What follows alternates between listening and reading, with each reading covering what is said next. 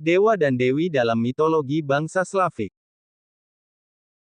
Bangsa Slavia adalah kelompok etno-linguistik terbesar di Eropa.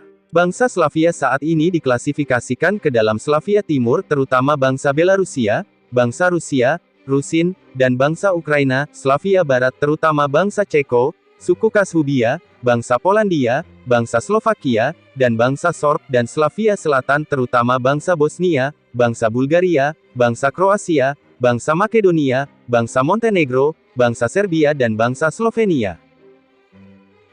Sejak lama, bangsa Slavia terkenal dengan kehidupannya yang dekat dengan alam. Mereka sering mengait-ngaitkan kekuatan alam atau hal lain yang menyebabkan asal-usul dalam kehidupan sehari-hari mereka dengan dewa-dewi tertentu yang kemudian mereka puja. Dalam video ini diulas secara singkat mengenai dewa-dewi utama bangsa Slavia yang ada dalam mitologi Slavia. Perun, dewa petir dan kilat, merupakan dewa tertinggi dalam mitologi Slavia. Dia sering digambarkan bersama dengan api, gunung, pohon ok, bunga iris, elang, cakrawala, kuda dan kereta kudanya. Tak lupa dengan senjata yang selalu ada di tangannya, biasanya berupa palu, kapak, atau anak panah petir miliknya. Perun digambarkan sebagai sosok lelaki yang gagah perkasa dengan janggut tembaganya. Fenomena petir oleh bangsa Slavia kuno dianggap sebagai anak panah Perun yang diarahkan ke arah Veles di bumi, di mana Veles adalah musuh Perun dalam mitologi Slavia. Simbol-simbol yang digunakan untuk melambangkan dewa Perun sering ditemukan pada alat-alat perang yang dibuat dari batu dan logam. Selain itu, ditemukan pula pada balok-balok atau rumah mereka untuk melindungi atap dari sambaran petir. Veles, dewa bumi, air, dan bawah tanah, sering dikaitkan dengan karakter naga dan lembu. Ia merupakan salah satu dewa terpenting dalam mitologi, dianggap sebagai dewa ahli sihir, musik, kesehatan, dan pesulap, mirip dewa Loki dalam mitologi Nordik. Sosok Veles sering digambarkan sebagai seorang lelaki bertanduk dengan rambut, berjenggot tebal atau sebagai ular naga. Konflik antara Perun dan Veles merupakan hal paling penting dalam mitologi Slavia. Dalam pertempurannya dengan Perun, Veles seringkali merubah dirinya menjadi pohon di hutan atau masuk ke lubang-lubang atau gua menuju dasar bumi ketika berusaha untuk menyelamatkan diri. Selain itu, ketika Veles berada dalam pertarungan melawan Perun, ia mengubah dirinya menjadi naga. Tokoh Veles dalam mitologi Slavia kemungkinan memiliki hubungan dengan tokoh Vala sebagai lawan dari dewa petir Indra dalam kitab Veda, atau dengan Vels atau Velinas sebagai lawan dari dewa petir Perkunas dalam mitologi Baltik.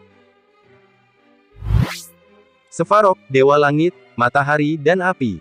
Ia sering juga dianggap sebagai dewanya ahli logam, pembuat perkakas atau senjata dari logam. Svarog yang mewakili kekuatan api, dianggap sebagai dewa yang sangat penting karena api, termasuk matahari, dianggap sebagai sumber kehidupan oleh bangsa Slavia. Svarog adalah salah satu dari dewa tertinggi dalam mitologi Slavia dan dianggap bapak para dewa, karena merupakan personifikasi dari dewa Rod, dewa tertua, yang merupakan ayah para dewa. Salah satu dewa terpenting yang merupakan anak Svarog adalah Dasbok. Ketika berbicara tentang Svarog, maka sering pula ditemukan dalam literatur nama Svarozih. Secara harfiah, Svarozih berarti Svarog kecil, atau sederhananya adalah sebutan bagi Svarog ketika masih kecil. Akan tetapi ada beberapa ahli mitologi Slavia yang menganggap bahwa Svarozih adalah salah satu anak dari Svarog, selain Dasbok. Pada pendapat yang terakhir tersebut diterangkan pula bahwa Dasbok kemudian mewakili kekuatan api di langit, yaitu matahari, sedangkan Svarozih melambangkan kekuatan api di bumi. Selain pendapat-pendapat di atas, ada pula yang menganggap bahwa baik Svarozih maupun Dasbok adalah sosok dewa yang sama. Dasbok, dewa matahari, merupakan anak dari Svarog dan menjadi salah satu dari dewa yang penting. Ia berperan sebagai dewa kesehatan dan kekuatan. Hal ini berkaitan dengan anggapan bangsa Slavia tentang api atau matahari adalah sumber kekuatan, sehingga sangat penting bagi kehidupan mereka yang biasa hidup di daerah dengan iklim yang dingin. Namanya berasal dari akar kata dat atau dach yang artinya memberi, sedangkan kata bok itu sendiri berarti Tuhan atau dewa, sehingga Dasbok dianggap sebagai personifikasi dari matahari, dewa yang murah hati, pemberi panas dan kehangatan di alam dunia. Terkadang turunnya hujan juga dianggap berkah yang diturunkan oleh Dasbok sehingga tanaman yang ditanam di ladang dapat tumbuh. Dalam Slovopolku Igoriev, puisi epik tentang Pangeran Igor yang ditulis dengan bahasa Slavia Timur Tua, disebutkan bahwa bangsa Slavia menyebut dirinya sebagai cucu dan keturunan Dazbog. Peninggalan-peninggalan yang mengacu pada dewa Dazbog ditemukan hampir di seluruh wilayah penyebaran bangsa Slavia. Svetozar, dewa perang, kesuburan dan kemakmuran. Sosoknya sering digambarkan sebagai seorang lelaki pemberani yang bersenjatakan pedang dengan sebelah tangannya memegang tempat minum dari tanduk.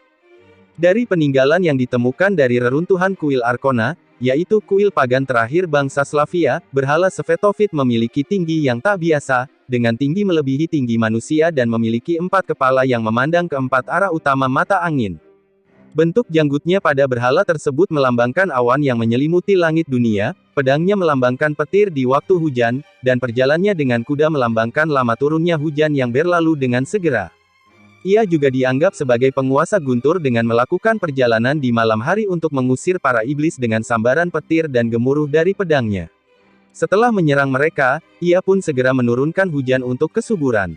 Svetozar adalah dewa kesuburan tertinggi di antara dewa-dewi kesuburan lainnya dan paling dihormati oleh orang-orang Slavia demi mendapatkan hasil panen yang baik. Yarilo, dewa cinta, dewa kesuburan, dan dewa musim semi, dewa perang. Ia adalah anak dewa Perun, merupakan personifikasi dari matahari yang muncul di musim semi yang mencerahkan dan menghangatkan. Selain di musim semi, ia juga sering disebut-sebut ketika musim panen datang.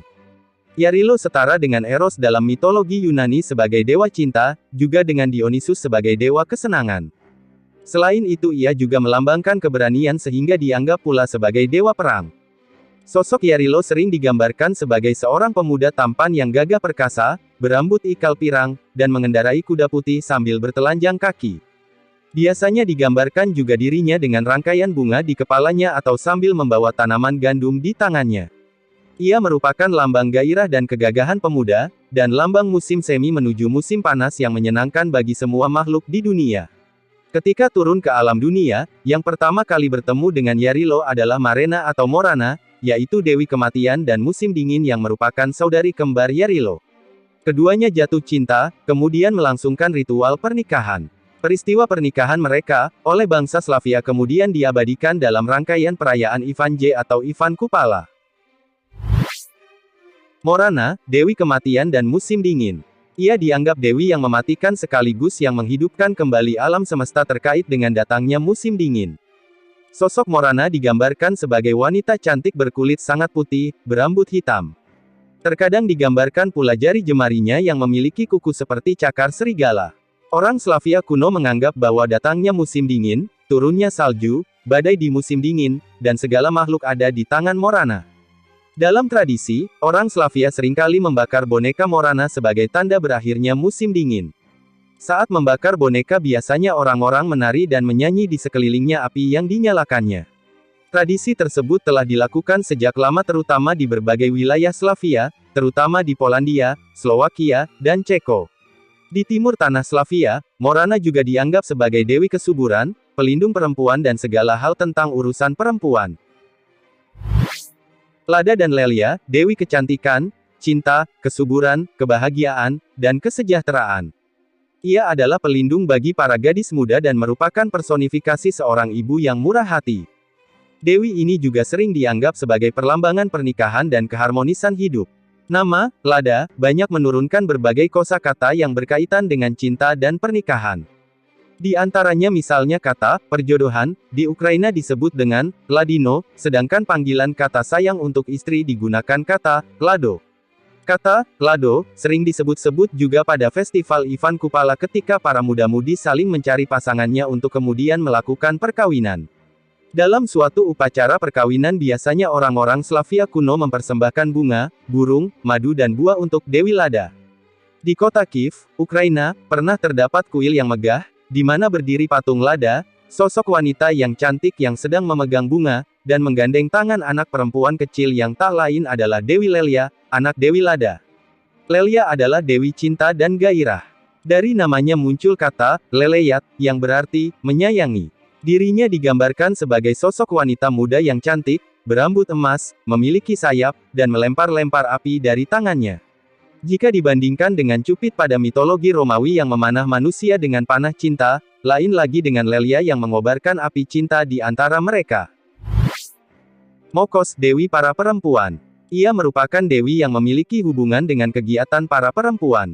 Dewi Mokos termasuk salah satu dari dewa-dewi yang populer, terutama orang Slavia di wilayah timur. Pemujaan Mokos setara dengan pemujaan kepada perawan Maria dalam agama Kristen. Hari Jumat merupakan hari yang dikhususkan untuk memuja Dewi Mokos.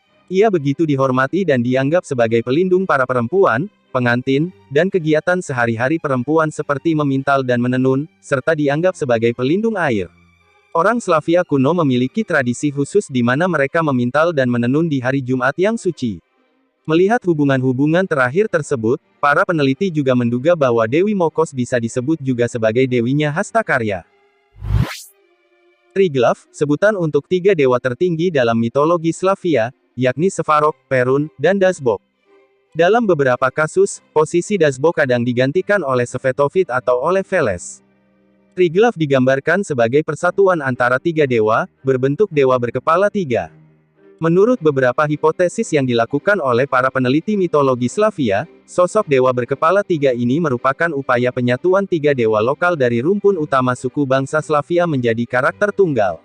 Ada pula anggapan bahwa penyatuan tiga dewa tersebut merupakan lambang penguasa tiga kerajaan utama, yakni surga atau langit dan bumi, dan neraka atau bawah tanah meski tersebut masih diperdebatkan. Selain itu, terdapat pendapat lainnya mengenai kemunculan sosok Triglav ini yang diyakini muncul karena adanya pengaruh dari Kristen ketika ajaran ini mulai disebarkan di Eropa Timur.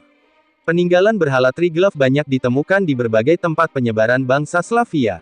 Di Slovenia, terdapat gunung tertinggi bernama Triglav. Di Bosnia dan Herzegovina, puncak tertinggi di Nara dinamai pula Troglav. Selain dewa-dewi yang telah disebutkan dalam video ini, ada pula dewa-dewi Slavia yang tingkatannya di bawah dewa-dewi yang telah disebutkan. Selain itu terdapat pula dewa-dewi yang hanya populer di lingkup wilayah tertentu saja. Tulis di komentar jika kalian tertarik untuk membahas dewa dan dewi Slavia yang lainnya, dan jangan lupa like dan share. Sampai jumpa di pembahasan selanjutnya.